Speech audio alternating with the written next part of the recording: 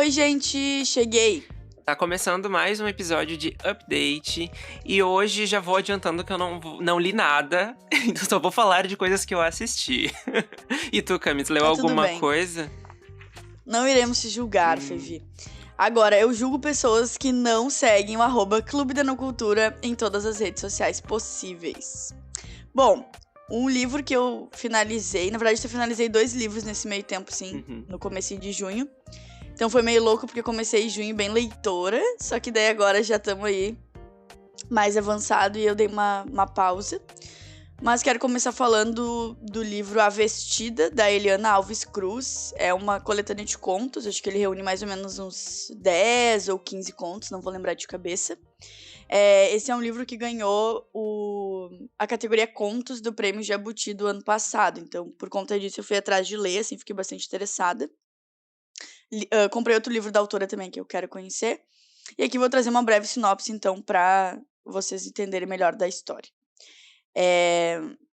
Seja na cidade de Justiçópolis, do conto Cidade Espelho, seja no desconforto de Flávio, personagem de 8 e 80, com seu filho, tudo em A Vestida leva à reflexão. Seja nas precipitações de Marilene, no conto Noite Sem Lua, ou na de Doralice, no conto Peito de Ferro. Tudo em A Vestida nos leva a sentir. Eliana Alves Cruz tinge um rico painel do Brasil de ontem e de hoje, do país que não se move em questões que são centrais para a maioria de sua população.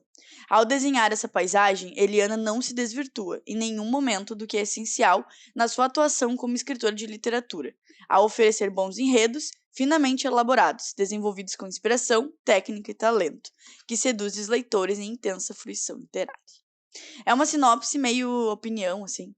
Meio impactante. Esse livro foi publicado pela editora Malê. Então, é um livro, assim, que dá pra ler bem rápido. Ele é muito fluido, então tu acaba terminando, assim, e não percebe. Então, se você tá no momento que você quer concluir uma leitura, mas não quer engatar em algo maior, assim, eu acho que é uma boa pedida. Eu vou falar brevemente, sim, sobre a minha experiência, tá? Assim, então... eu gostei da escrita.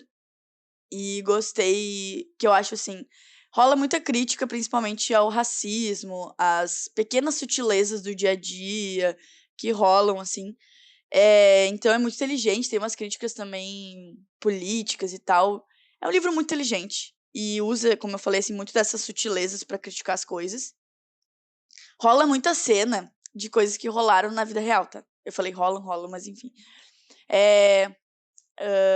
Porque, assim, sabe quando tu tá lendo um livro e tu vê aquilo, tipo, de uma forma muito mais visual, muito mais gráfica, porque aquilo já aconteceu no noticiário, hoje aconteceu com um amigo, hoje aconteceu contigo, enfim. Então é um livro muito interessante, porque ele traz essa experiência quase imersiva, vamos dizer assim. Então é um ponto super positivo, além dela escrever, obviamente, muito bem. Porém, a minha experiência assim, trazendo um pouco da parte mais crítica. Particularmente, sou uma pessoa que gosta de ler um narrador em primeira pessoa, mas isso é uma particularidade minha. Gosto de ler, gosto de escrever em primeira pessoa. E aí, esse livro, a maioria dos contos, ou quase todos, a gente tem uma visão sempre em terceira, assim, a gente não tem um personagem contando. Alguns têm e tal, mas a maioria não tem. E aí tem vários, assim, que eu sinto um pouco de falta de eu ver o que fulaninho está fazendo, está passando, qual detalhe poderia me trazer pra trama. Eu sei que isso foi, obviamente, uma escolha da autora, não é uma escolha errada. Aí, de novo, é totalmente uma opinião pessoal da Camila. Eu acho que faz sentido para o conto, pela atmosfera que ela queria passar, que não fosse primeira pessoa. Mas eu não me senti tão presa à história por conta disso. Uma outra questão, assim, que me incomodou bastante é que em vários contos eu sentia falta de ter um conflito acontecendo, sabe? Eu acho que ficava assim, ó. Eu tô lendo, aí tá, daí aconteceu aquilo e tal dia, acabou o conto, sabe? Então, o tempo todo faltava um conflito acontecendo ali. Isso também me trouxe um certo incômodo, assim, acho que isso me fez não gostar tanto do livro quanto eu gostaria, vamos dizer assim, porque eu sei que é um livro muito bom. Se percebe isso lendo, mas essas pequenas coisas não me prenderam, não me trouxeram assim, nossa, esse é um livrão, é um nota 5, é meu favorito. Isso me impediu, assim, de fluir. Sim. Então, essa é a primeira percepção de leitura. Queria saber do Fevi, né, o que ele assistiu, o que ele mais gostou. Vamos começar assim, o que tu mais gostou de assistir O nesse que meio eu mais tempo? gostei de assistir? Tá, eu vou trazer duas coisas que eu gostei muito de assistir nas últimas semanas, assim. A primeira delas, pra falar bem rapidinho, comentar, porque agora já meio que acabou o timing, mas eu não comentei aqui no clube até, que foi o final de Succession, que é uma série da HBO, que terminou, né, depois de 4 temporadas. Hã, e que vai contar a história basicamente do Logan Roy lá, ele é um grande, hã, empresário dos Estados Unidos de mídia, assim, é como se ele fosse um Roberto Marinho da vida. E ele a série toda, né, como o nome já diz, é sobre a sucessão. Então é sobre ele, preparando os filhos para esse momento, né, quando ele, falecer e a empresa, né, tem que ser continuada. Durante as 4 temporadas, assim, a gente vai entendendo como funciona aquela família, que ela, assim, é péssima.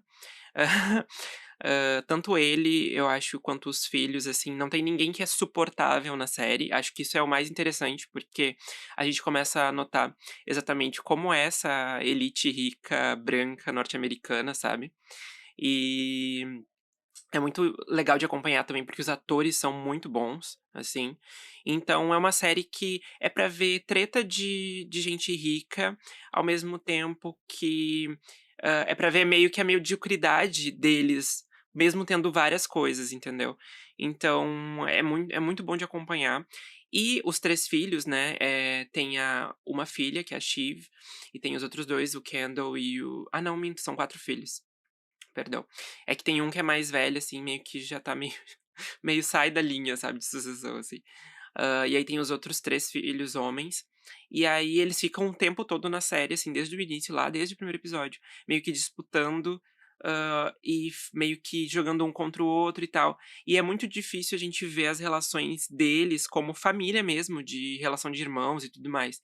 E aí um dos pontos interessantes que eu vou trazer aqui para o final de Succession, não vou dar muito spoiler pra quem não viu, ainda, né, quem quiser acompanhar a série. No final tem uma cena muito bonita dos irmãos, assim, se relacionando antes da gente saber quem vai ser o sucessor. Hã, e deles, tendo até como piada, tipo, rindo da mãe deles, que é uma mulher super nojenta, assim, arrogante. E eles ali fazendo uma brincadeirinha que eles faziam quando eles eram crianças e adolescentes e tal. Então é muito legal de ter visto isso. O final é um dos melhores finais de série, eu acho que eu já vi. É muito bem. O roteiro dessa série é impecável, assim, tipo, do início ao fim. Pra quem gosta dessas séries mais clássicas, assim, tipo Sopranos, hã, que mais que eu posso falar? Acho que nessa vibe Sopranos, assim, VIP, enfim, essas séries mais clássicas e que são as favoritas da crítica, sabe, Succession sempre foi muito assim também. E o final divino, impecável, eu amei. E outra coisa que eu quero dizer aqui que eu gostei foi uma coisa que inclusive eu sei que você assistiu, Camila, que é Eu Nunca. Também temporada final, e tá acabando tudo que eu gosto, não estou gostando disso. Eu juro. Mas chegou a última temporada de Eu Nunca, uma série da Netflix aí que conta a história da Dave, né, ela é uma adolescente que lá no início, também na 4ª temporada agora, mas lá no início, lá na primeira, hã, a premissa da série é porque ela perdeu o pai, né, o pai dela faleceu recentemente, ela fica meio traumatizada sobre aquilo, vai lidando com o luto ali das formas dela, só que ela é super impulsiva, ela quer ser a popular da escola, ela quer pegar o cara mais gostoso e tudo mais. Isso lá na primeira temporada, né, porque as coisas vão se desenvolvendo Lenda. e ela vai amadurecendo, e é muito legal de acompanhar, eu acho que a história dela. E agora a gente chegou nessa última temporada. E antes de eu falar o que que eu achei no geral, quero saber o que que tu achou. Bah, difícil, hein, esse episódio não se tornar apenas sobre Eu Nunca. Porque eu tô fiquei muito eu sou obcecada por essa série, eu vou dizer que é uma das favoritinhas, assim, dos últimos tempos, eu gosto bastante, porque eu acho que ela me leva pra um lugar de adolescência, onde a vida é mais leve, onde as coisas são sempre num tom acima do que deve ser. Aconteceu uma cena nessa última temporada muito engraçada, e eu comecei a rir literalmente sozinha em casa. Não porque era engraçada necessariamente, e sim porque eu pensava: "Gente, era muito assim, tipo, tudo era um choro, e tudo era eu Sim. odeio, e tudo era eu amo", é tudo muito intenso e muito exagerado, principalmente com os pais, né, como a gente reage às coisas que os nossos pais falam. Uhum. E durante a série toda, né, Fevi, ela faz Sim, sim, coisas total. muito Ela é muito adolescente. impulsiva, né, ela não pensa fazendo as coisas. Eu amo, ela é muito lenda. Ai, eu amo a Dev. E assim, sobre o específico da quarta temporada, quero ver se a Fevi concorda. Ai, gente, o Ethan. Gostoso. Ai, é tudo pra mim. Eu fiquei assim, porque não apareceu mais, sério, as cenas deles, eu fiquei tipo, uau, mostra mais, mostra mais. Daí, enfim, né, ele foi bem idiota, vamos combinar. E, enfim, tem que evoluir também, né, ele tem mais um tempo aí de escola pra evoluir. Mas eu adorei os dois juntos, demais. E tu, Felipe? Eu gostei, eu gosto muito do Michael Cimino, porque primeiro porque ele é um gostoso, segundo porque eu acho ele talentoso mesmo. É, Porque ele é talentoso, é verdade. ele fazia aquela Love Victor, não sei se tu chegou a ver. Tem que assistir, eu descobri Assista. isso, eu queria assistir já de um Uhum. tempo. E ele é muito bom, assim, e ele ter inserido é uma coisa positiva, mas ao mesmo tempo eu acho é um dos pontos negativos que eu acho, porque Ei. não é por ele, assim, o personagem, é porque eu acho que eles esquecem ele rápido demais. Ah, tá, isso Então, é tipo, verdade. chega na metade da temporada e a gente já não sabe mais o que tipo, a gente não tem o desenrolar da história dele, ele simplesmente some e não aparece mais. Mas no geral, ele tem uma importância ali no início, que é exatamente pra mostrar como a Dev amadureceu, assim, e como ela sabe o que é bom pra ela e o que é ruim. E é interessante também trazer ai, eu vou dar um spoiler aqui, mas, cara, eu chorei muito quando aparece o flashback que mostra por que ela quer ir pra Princeton. Assim, eu fiquei: "Meu Sim, Deus, eu sim. não Tudo acredito". que é do pai dela Tudo eu que é choro muito. porque ela perdeu o pai, né, como a gente falou aqui.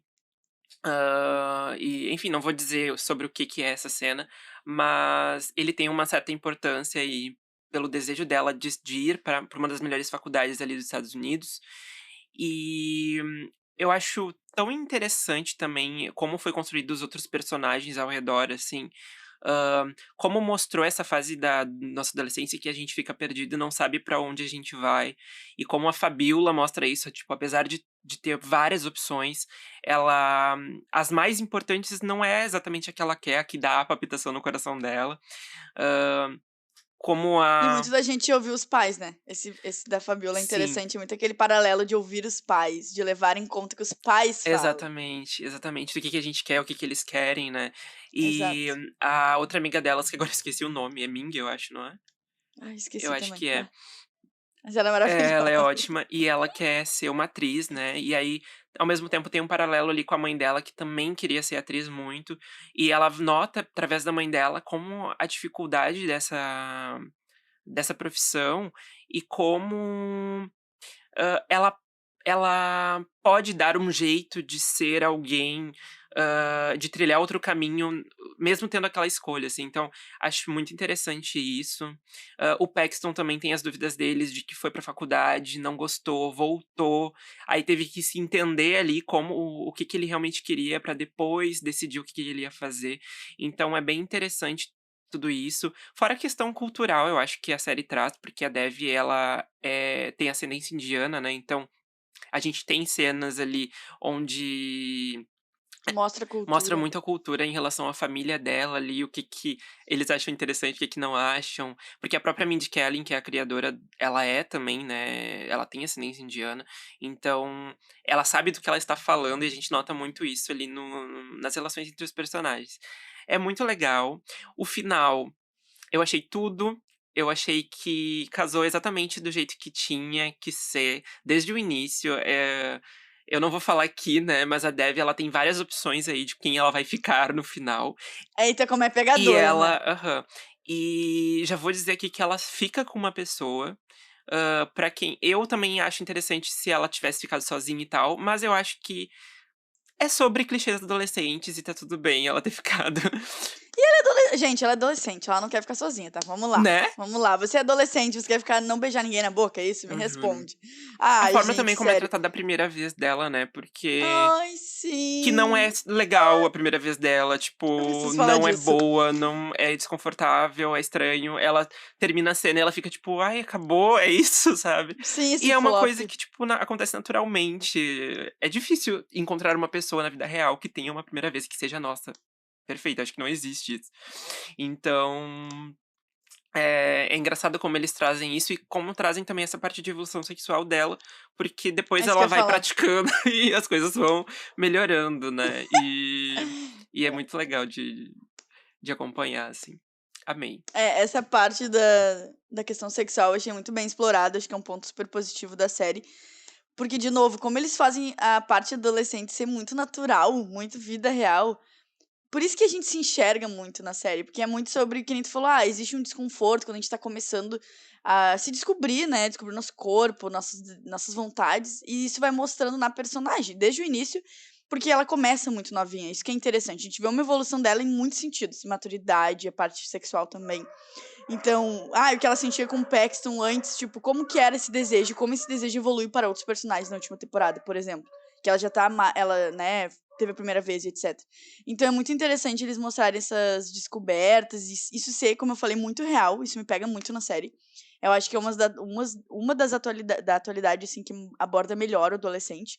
Eu que amo esses clichêzinhos, assim, eu passei a vida toda olhando coisas que são pessoas muito adultas, não que não tenha também na série, tá, que o ator que faz o Paxton já tem aí seus 30 anos.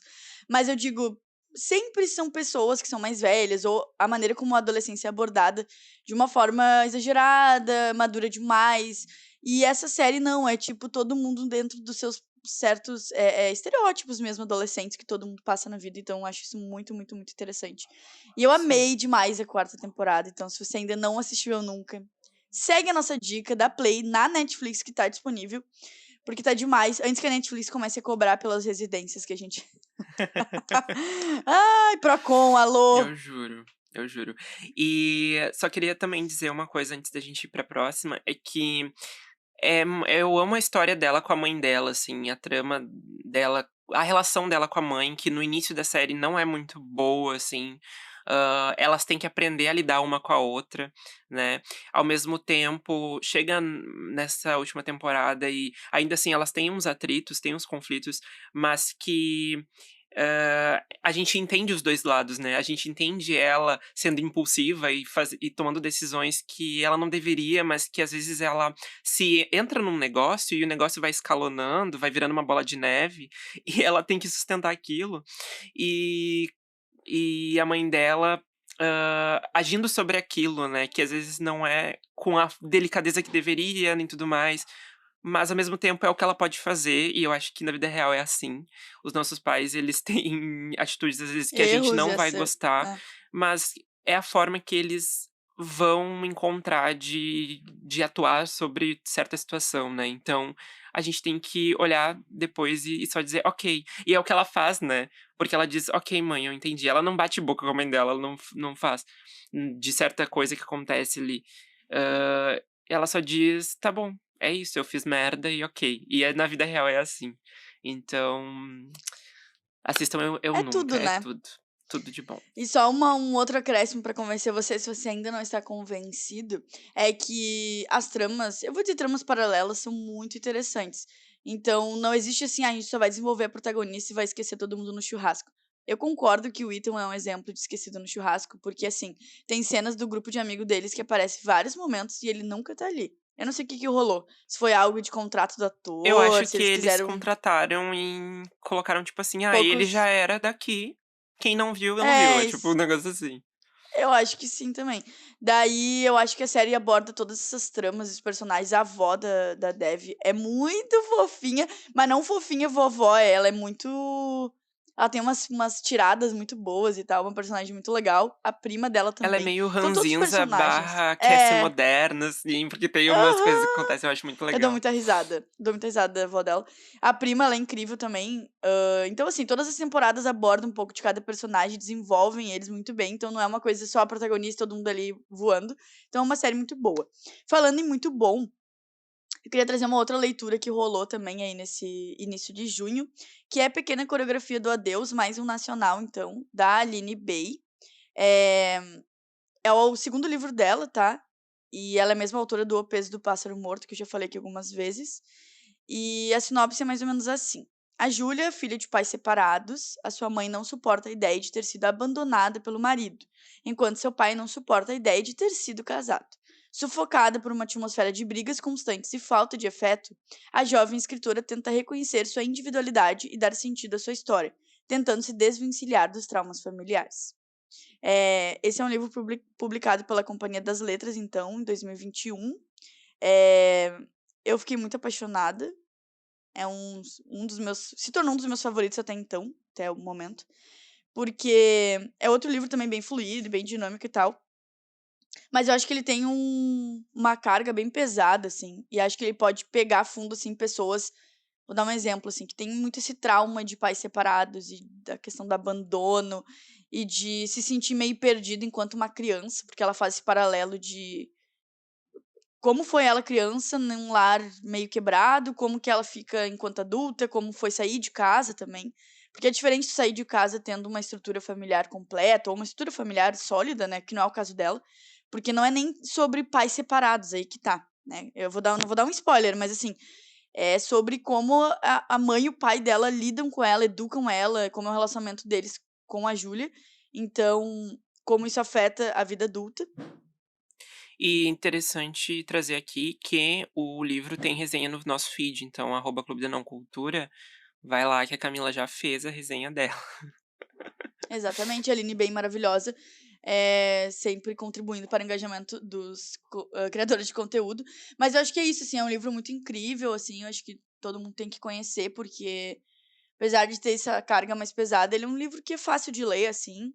E eu gosto que a Aline Bey tem uma característica forte de escrever, que ela usa sempre frases curtas e parágrafos espaçados. Então eu gosto da forma que ela escreve também. Enfim, é um livrão. Eu acho que o Fevi ia gostar bastante. O Fevi tá devendo ainda ler O Peso do Pássaro Eu Morto. Ele tem tô. mais uma dívida Eu tô comigo. devendo Aline Bay, é verdade. Tá Eu quero muito devendo começar mesmo. a ler. Vem aí, gente. Quando não sei. Mas acho que só pra gente encerrar, vou trazer aqui uma coisa, que eu assisti A Pequena Sereia, o filme. Ê! Me conta que eu não Assisti vi o live ainda. action. Então, gente, hã, apesar de eu ver também que tem muita gente com ressalvas do filme, dizendo: "Ai, que tal coisa não funciona e tudo mais", eu posso dizer que é um filme bem sessão da tarde, é um filme que eu me diverti assistindo. Eu acho que ele é muito segurado pelo carisma da Hailey Bailey, que faz a Ariel. Ela é muito boa, ela dominou muito bem, assim, essa estética de princesa, sabe. Só que uma princesa que não é aquela clássica, né, porque a gente sabe que a história da Ariel, ela passa uns trabalhos ali, né, ela, fica muda, né, durante uma parte ali do filme. E mesmo ela não falando nada, com o olhar dela, com os gestos e tal, com a linguagem corporal dela, ela tá muito boa. O príncipe Eric eu acho meio sem carisma, assim, eu acho que, contrasta bastante com ela, porque ele tá ali pra ser bonito e também eu entendo que ele é só um príncipe de uma história de princesas, então ele não tem muita profundidade mesmo, ele tá ali só pra ficar com ela e casar com ela no final. Hã os números musicais eu gostei bastante, principalmente o da Úrsula, eu gosto muito dessa música, né, dos pobres infelizes lá, que ela quer ajudar. E o ponto acho que mais negativo é que realmente, como todo mundo tá falando, é muito escuro. Então, por ser embaixo d'água, e ter muito CGI, né, ter muita tecnologia ali, eles colocam propositalmente cenas mais escuras para esconder certas imperfeições ali da tecnologia. Então, a gente visualmente nota que tá muito escuro e é difícil de enxergar certas partes do filme ali, principalmente embaixo d'água, né. Mas quando tá na terra, assim, é muito legal de ver o desenvolvimento dela e tudo mais. E achei delicioso de assistir. São 2 horas, mas eu achei que passa muito rápido, assim, a gente não nota. Acho que quem gosta da animação vai curtir, eu acho que não vai ter problema. Tirando, claro, tô falando tudo isso tirando, claro, todas as questões ali de representatividade, que eu acho que cumpre bem o seu papel, e inclusive a cena final, É muito bonita, porque mostra vários tipos de sereias e sereios, do mar, assim, reunidos, e é muito impactante, assim, e interessante olhar pra trás. A gente e ver o que a Pequena Sereia foi e como ela construiu uma coisa que a gente necessita hoje em dia. É interessante trazer que a Disney, a gente sabe que tá fazendo isso muito não pela genuidade dela, né, mas mais porque as pessoas cobram. Mas, ok, importante que esteja sendo feito, porque tem crianças ali que vão assistir, vão se identificar com a sereia e com os outros personagens. Então, ponto positivo por isso, assim. Mas essas são as minhas ressalvas, acho que todo mundo tem que ir no cinema assistir. Deu uma macetada depois. Ah, assistam. Não. Mas eu vi todo mundo falando meio que o que tu disse, assim. Que segura muito pela atuação dela, mas é bom e tal. E acho que essa é uma das animações da Disney mais problemáticas. Ali com Branca de Neve e outros. Então é legal que tenha uma repaginada interessante. Eu gostava muito de Pequena Sereia quando eu era criança. Me cancele. Então, eu Ai, quero muito ver, quero muito ver. mas É, eu quando gostava criança, bastante. né, a gente nem tinha Sim, a tô mentalidade que a brincando. gente tem hoje. Ai, eu não era feminista quando assim, em 1996, sei Eu lá. juro. Eu quero trazer só, antes da gente encerrar esse update, eu e o Fevi, temos bastante novidades, como vocês podem ver. Amo. Eu quero trazer uma série, assim, que me pegou bastante nesse meio tempo aí, que foi Tá, agora eu vou ter uma dificuldade pra falar inglês aí, tá? The Proud. Ai, não sei como é que fica. Não The Proud. Ó, meus universitários aqui estão falando. Tá, mas assim, resumindo, é a história da Elizabeth Holmes, que é basicamente uma bilionária que enganou todo mundo. Ela até foi comparada ao Steve Jobs, ela apareceu na capa da Forbes, ela era uma fodona, tá? eu acho Assim, que eu sei quem é. ela tinha uma empresa, tipo, da área de biotecnologia, foi considerada um dos nomes revolucionários ali do Vale do Silício e tudo mais. E ela, essa semana passada, na verdade, semana passada eu digo início de junho, só pra vocês se localizarem, ela foi presa oficialmente, pegou 11 anos de cadeia. E o que que ela fez, tá? Ela nem chegou a terminar a faculdade nem nada, mas ela começou a fazer, acho que. Agora me fugiu se era biomedicina, enfim, não sei qual era. Química, química. Ela começou a fazer faculdade de química e ela teve uma ideia, porque o sonho da vida dela era ser uma inventora. Então ela larga a faculdade, assim, tipo, sei lá, no primeiro, segundo ano, e resolve abrir a sua própria empresa, né? E daí que é a. Me fugiu. A Theranos, sei lá. E daí essa empresa aí, a proposta seria criar um banco, vamos dizer assim, um negocinho que tu vai tirar o sangue da pessoa uma vez só. E esse banco, eu vou dizer banco porque era uma maquininha, né, que ela tinha criado, ele vai identificar todas as doenças que tu tem. Tipo, muito louco, assim. Ah, tu vai tirar uma gotinha e tu vai saber se tu tá com câncer, exemplo, né? Então era pra ser algo super revolucionário, que ninguém nunca, né, pensou na vida. E ela fica aí por anos tentando fazer o negócio acontecer, até que chega um momento que ela percebe que ela não conseguiu fazer acontecer. Ela precisa de dinheiro pra financiar a pesquisa, pra pagar as pessoas, né, e tudo mais. Tem uma equipe já gigante atrás dela. E ela começa a fraudar isso, começa a fazer um monte de coisa errada pra não contar para as pessoas que ela fracassou. Resumindo, ela foi presa, né, todo mundo descobriu, mas ela faz um monte de coisa errada, mente, inclusive rola coisas super fortes na história, que a série mostra, mas é tudo vida real, assim, né, tem obviamente adaptações ficcionais, dramáticas e tudo mais, com a Amanda Seyfried e tá disponível na Star Plus, tá. Então é uma série que vale a pena, ela é relativamente curta, apesar dos episódios longos, mas vale a pena, porque é uma história que tu fica assim, meu Deus, e aprofunda um pouco também da Elizabeth Holmes, eu acho que traz ali um pouco da história de vida dela, por que ela age de certa forma. Então é uma série muito boa, tem atuações ótimas. E é isso, ela fez uma grande fraude, enganou um monte de gente, fez um monte de coisa errada. É foda, é foda.